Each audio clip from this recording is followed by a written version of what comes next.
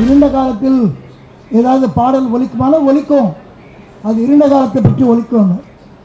அப்பவும் கலக குரல்கள் இருக்கும், கலைக்கான குரல்கள் இருக்கும்னு சொல்லி புக் டேவை நம்ம பாரதி புத்தாலையும் தொடங்கி வச்சுது.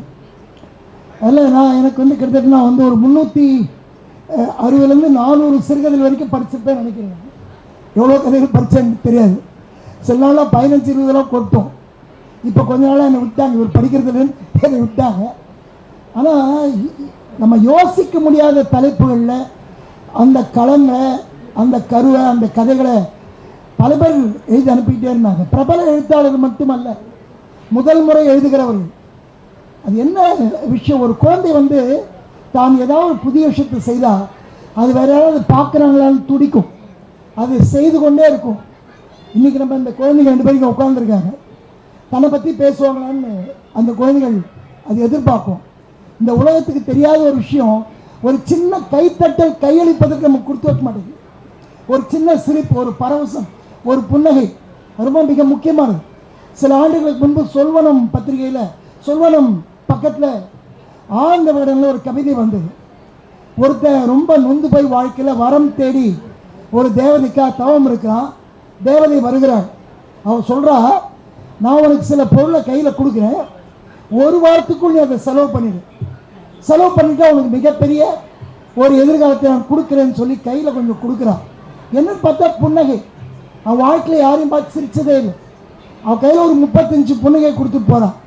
சரி, இது 1 வாரத்தில் போய் செலவு பண்ணிடலாம்னு சொல்லி அவன் முதலில் யாரை பயன்படுத்துகிறான்னா, தான் அன்றாடம் கடந்து போகக்கூடிய ஒரு பேருந்து நிறுத்தத்தில் உட்கார்ந்து இருக்கக்கூடிய ஒரு இளம் வாலிபனின் தோளில் இருக்கக்கூடிய குழந்தையை பார்த்து ஒரு புன்னகை கொடுக்கிறான். அந்த குழந்தை பதிலுக்கு 5 புன்னகை பரிசாக கொடுக்கிறது. தான் மதிக்காத ஒரு அஞ்சல்காரரை பார்த்து புன்னகிக்கிறான். அவர் அதிர்ச்சியில் அவர் ஒரு 3 புன்னகை கொடுக்கிறார். நம்ம அருணாச்சலம் படத்தில் ரஜினிகாந்த் மாதிரி தான். அந்த வார இறுதியில் பார்த்தால் இவன் கையிருப்பு 785 புன்னகை இருக்கிறது. நம்மளால செலவு பண்ண முடியலன்னு நினைக்கிறான். தேவதை சொல்கிறாள், உனக்கு வாழ்க்கை கிடைத்து விட்டது, நீ விரும்பிய வாழ்க்கை தான், நான் பாவி சிரிடா, மக்களை பார்த்து சந்தோஷத்தை கொண்டாடு, பரவசப்படும். புக்கே அதை செய்துட்டே தான் சுருக்கம், நீ செய்துட்டே. அந்த குழந்தை இன்னும் எவ்வளோ எழுதுவா நீங்கள் பாருங்கள். நான் தமிழ் ஹிந்து பத்திரிகைக்கு முதல் கட்டுரையை என்னை எழுத தூண்டியது ஒரு குழந்தையுடைய மொழிபெயர்ப்பு. அப்போ அந்த குழந்தையை 4ஆம் வகுப்பு படித்து கொண்டிருந்தான். மிக தற்செயலாக அந்த புத்தகத்தை நான் படித்தேன்.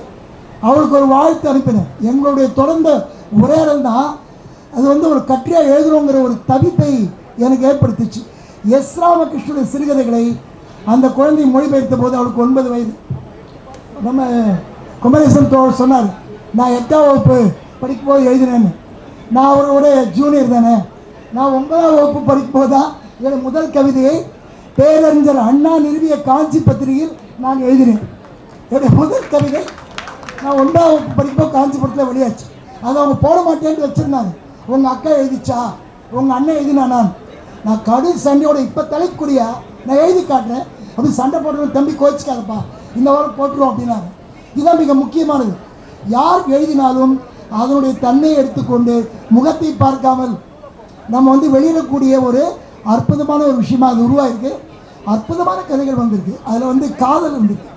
சாதியம் தகர்க்கக்கூடிய ஒரு கலக குரல் அந்த கதைகளில் உண்டு. மத நல்லிணக்கத்தை பேணக்கூடிய கதைகள் உண்டு.